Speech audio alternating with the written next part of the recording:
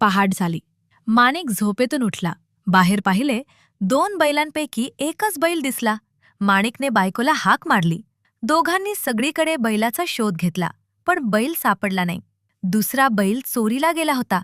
माणिक व माणिकची बायको हिराबाई बैल बाजारात गेले.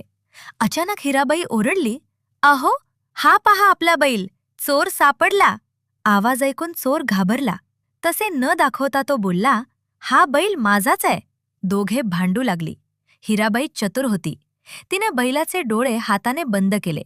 चोराला विचारले, "बैलाचा कोणता डोळा अधू आहे ते सांग." बरोबर सांगितले तर बैल तुझा.